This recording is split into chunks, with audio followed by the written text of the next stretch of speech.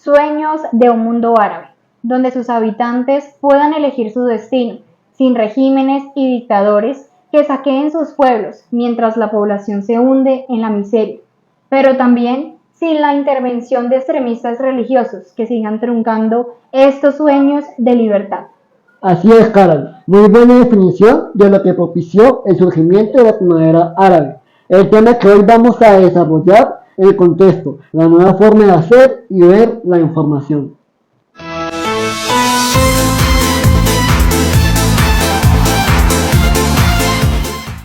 Y para tratar este tema más a profundidad, nos acompaña desde la ciudad de Medellín Diego Fernando Díaz Peña, sociólogo de la Universidad de Antioquia y experto en temas de Medio Oriente.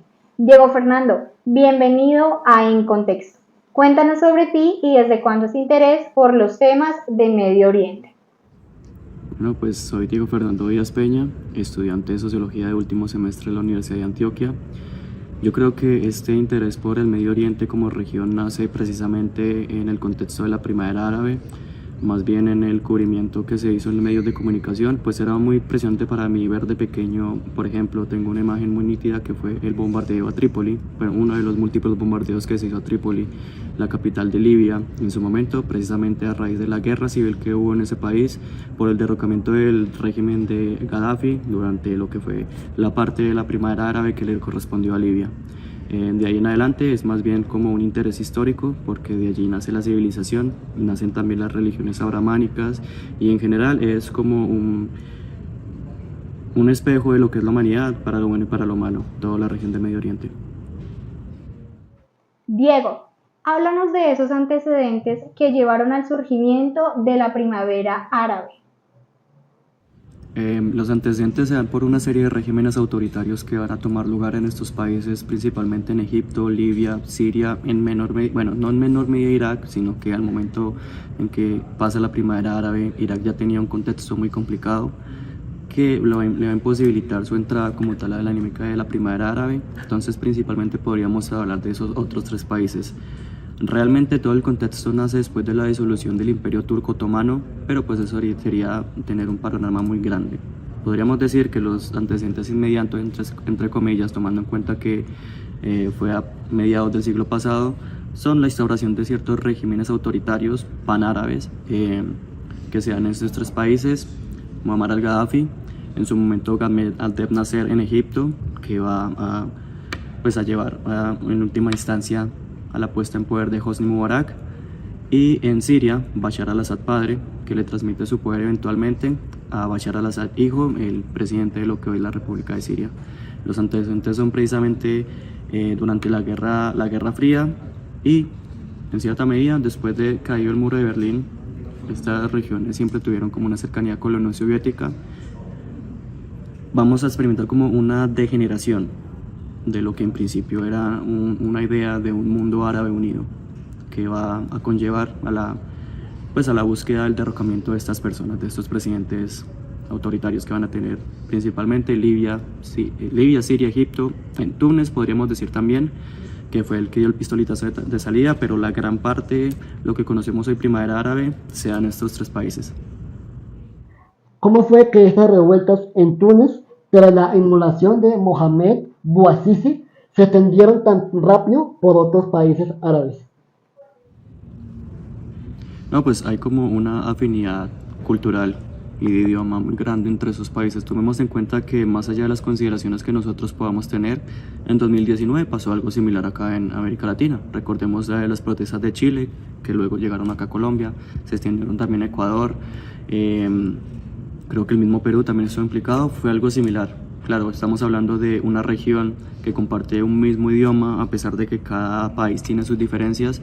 Entonces hay una infinidad entre todos ellos, compartieron una misma historia durante la Guerra Fría, cuando comenzaron a llegar precisamente estos poderes, y al ver los egipcios, luego de los tunecinos, pues que se podía pensar en un futuro, en un país sin estos dictadores, sin estas personas, comenzaron también a llenarse de mucho ánimo en ese sentido.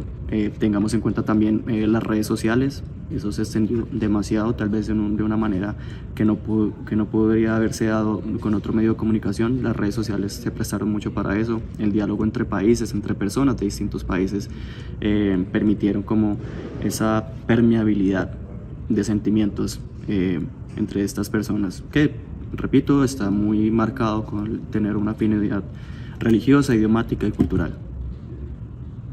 Diego, ¿crees tú que el Internet y las redes sociales, más que los medios de comunicación masivos como la televisión, fueron determinantes a la hora de expandir las noticias y por ello llegar con más fuerza a la población árabe que se identificó de inmediato con sus realidades y necesidades?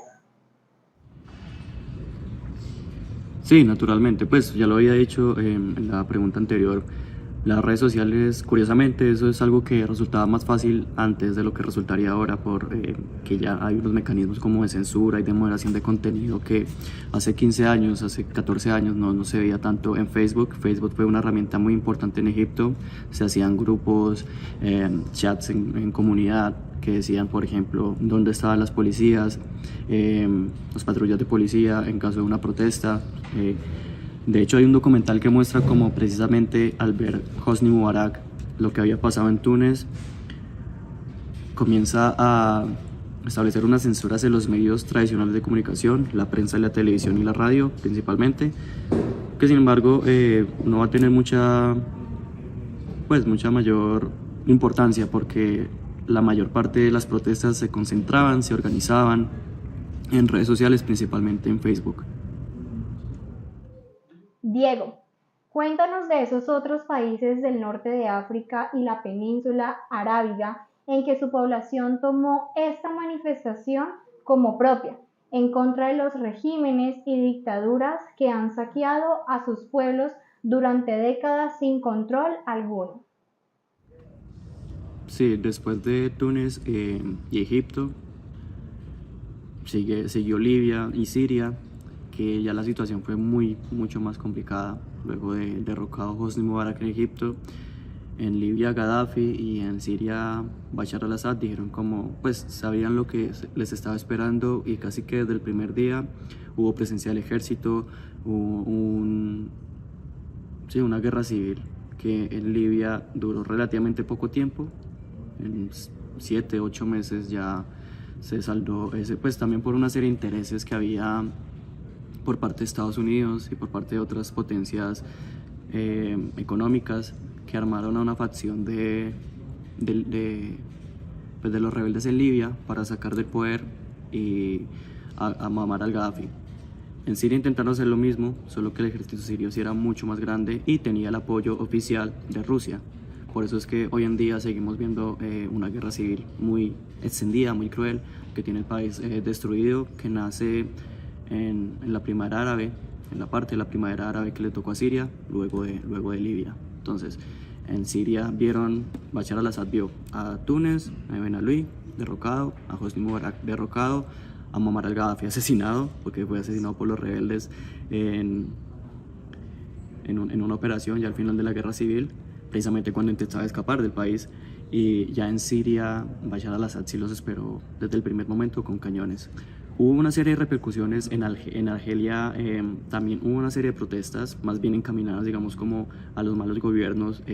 Argelia sí ha tenido como una suerte de democracia, podríamos decirlo, igual que en Yemen también es otro país muy importante, porque claro, estamos hablando de más bien que la primavera árabe, deberíamos llamarle como la primavera levantina o norafricana, porque la península arábiga pues están los intereses de países como Arabia Saudita, Omán, Qatar, que son países ricos, que se contraponen por ejemplo a Yemen, que también está en la península arábiga, pero es un país que también desde ese tiempo, desde 2011, vienen una serie de entre conflictos de baja intensidad y guerras civiles muy serias que han azotado al país.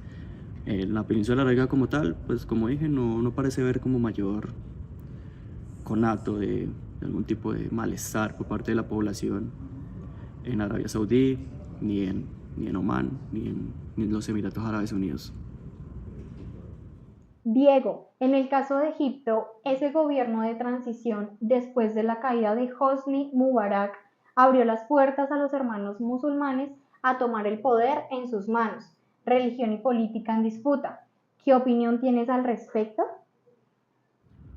Pues es muy paradójico lo que sucedió en Egipto precisamente porque luego de caído Mubarak, luego de que el ejército se posesionara en favor de los pues de la gente que protestaba y se convocara a elecciones, entramos en una dinámica que se lleva a la pregunta de la democracia también requiere, digamos, de una cierta formación, o más bien de un cierto interés por parte del pueblo hacia el modelo de Estado que quiere, o el modelo de nación que quiere, porque al convocarse las elecciones y ellos no haber tenido este fenómeno desde hacía mucho tiempo, se pegaron de lo que ya tenían, que fue precisamente su afinidad religiosa con el Islam. Los hermanos musulmanes son una organización que si no es terrorista en sí misma, sí es el brazo político de varias organizaciones terroristas de corte yihadista que hay en todo, extendido por toda África y Medio Oriente. En ese sentido, amalgamaron mucha gente precisamente por su afinidad religiosa. Vemos que incluso luego de convocarse estas elecciones, de que los hermanos musulmanes ganaran las elecciones y el poder político del país, hubo un golpe de Estado por parte del mismo ejército que había ayudado a que se convocaran las elecciones. Hoy en día sigue estando la misma persona que hizo ese golpe de Estado después de 2 años de hecha la primavera árabe, entonces estamos hablando de 2013, que es el general, el comandante Mohamed al-Sisi, que sigue, pues, digamos, detentando el poder, pero que ha significado, digamos, como precisamente una barrera, un escudo frente a las ideas de corte más fundamentalista que puede haber en Egipto, pues ya que estamos hablando de Egipto. Tengamos en cuenta de que si bien estamos hablando de regímenes autoritarios que fueron derrocados, estos desde el momento de su formación, por allá en los años 50, 60, 70, tenían una inspiración secular. Todos eran musulmanes, porque todos lo son.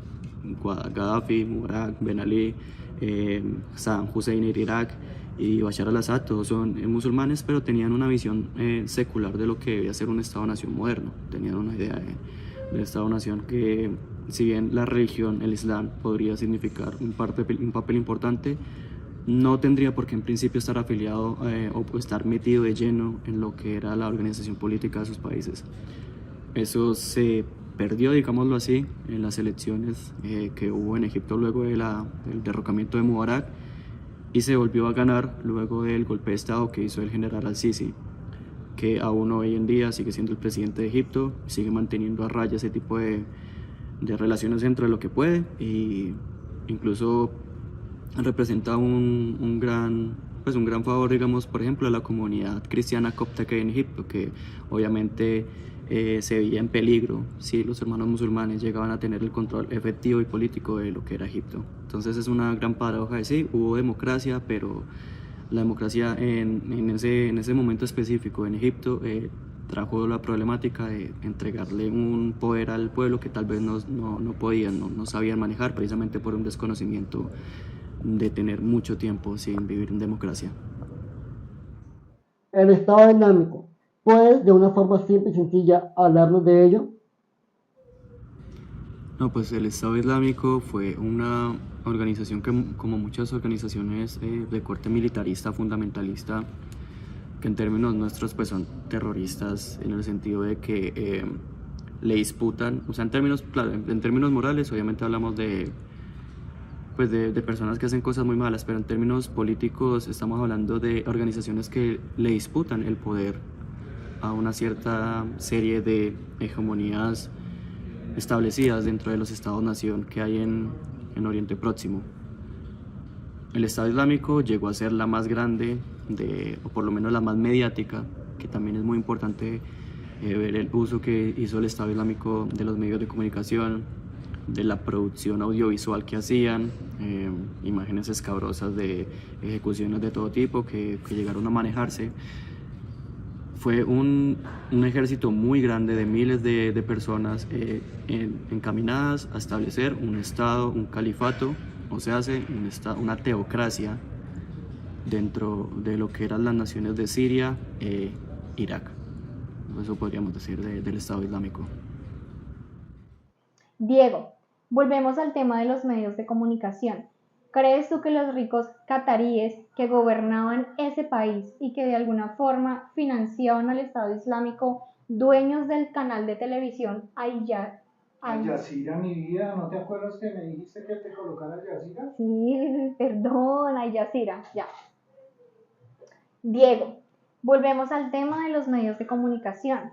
¿Crees tú que los ricos cataríes que gobernaban ese país y que de alguna forma financiaban al Estado Islámico, dueños del canal de televisión Al Jazeera, el equivalente al CNN en Medio Oriente, de algún modo utilizaron este medio para difundir la propaganda musulmana a su favor?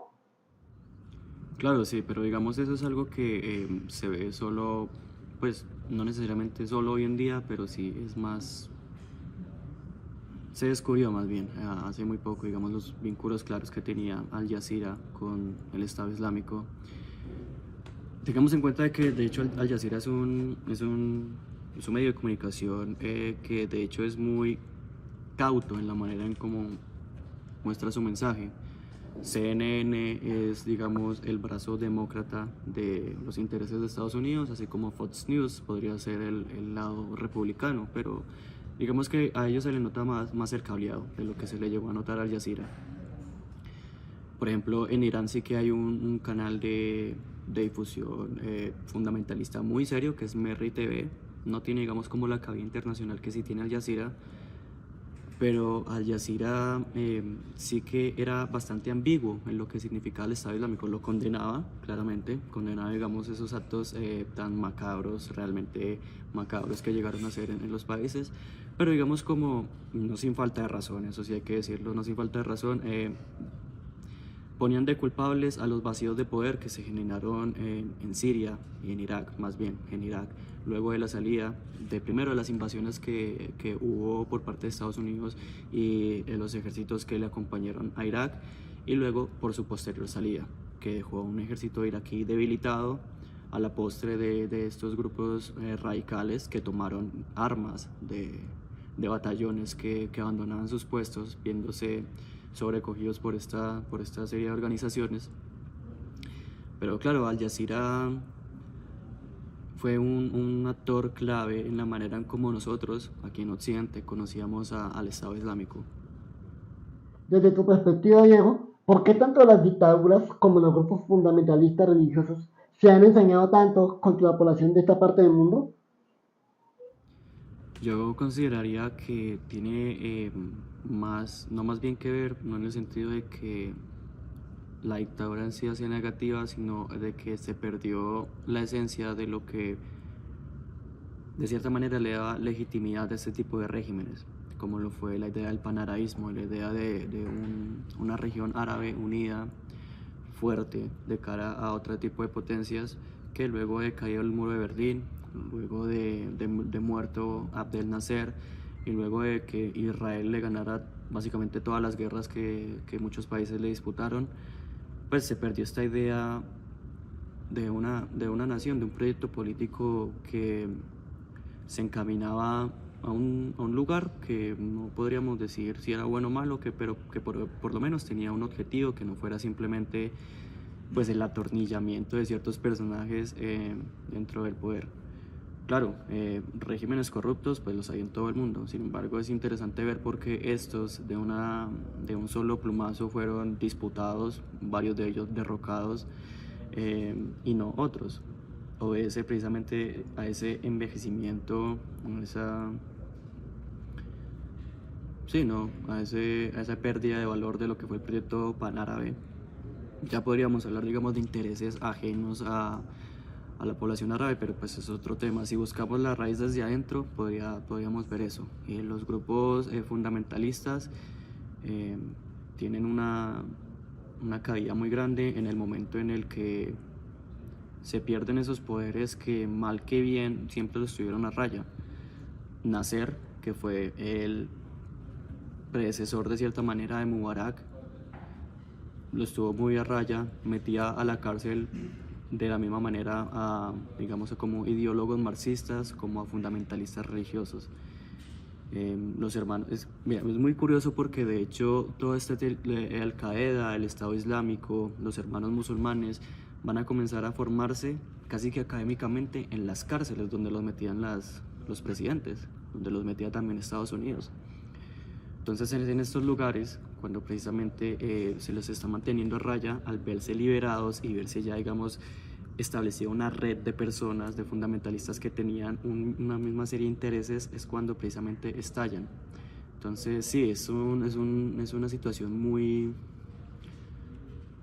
problemática, muy desalentadora, porque pareciera que la balanza siempre es un régimen represor o entregarle el poder a fundamentalistas que se vendrían a hacer lo mismo, solo que en esa disputa del poder, pues obviamente estamos hablando de guerras, estamos hablando de atentados, estamos hablando de desplazamiento de población, que siempre ofrecen este panorama desalentador que solemos tener respecto a Medio Oriente.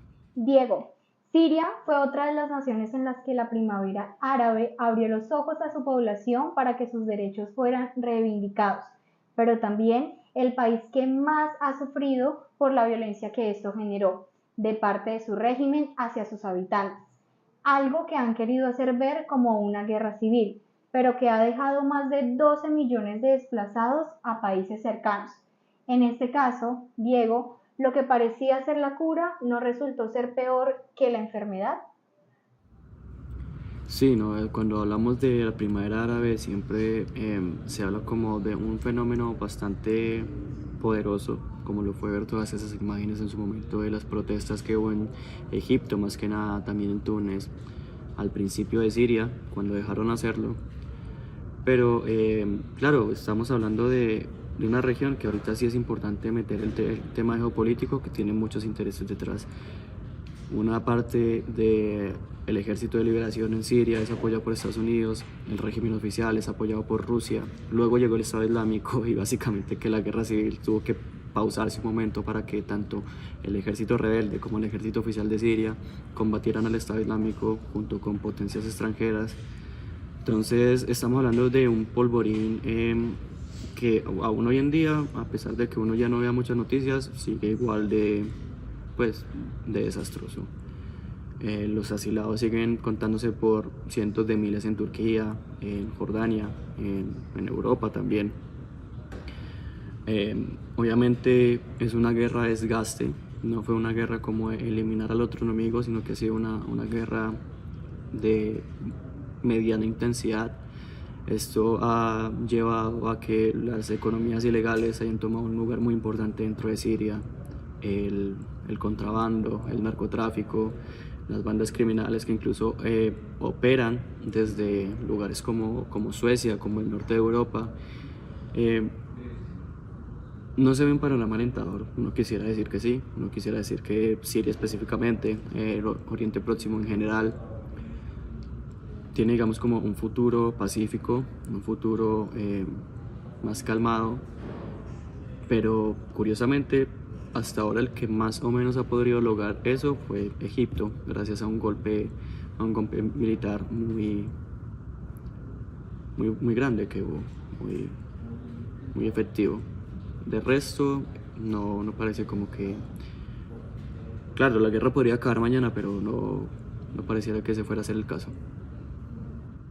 En el caso particular de Siria, lo que se planteó como una salida democrática no se pudo dar, siendo aprovechado por milicias terroristas del Estado Islámico, apoderándose de vastos territorios. ¿Es ISIS realmente el mayor problema resultante de los vacíos de poder que generaron estas revueltas sociales? Ya hoy en día ISIS y también las milicias fundamentalistas de corte yihadista parecen estar neutralizadas. Parecen porque siempre quedan conatos. Es muy común que ese tipo de organizaciones, de grupos terroristas parezcan ser reducidos en un momento, pero luego aprovechan cualquier grieta dentro del devenir del curso del tiempo para rearmarse, para reagruparse, expandirse de nuevo. Sin embargo, no, los vacíos de poder no nacen con las redes sociales, son anteriores.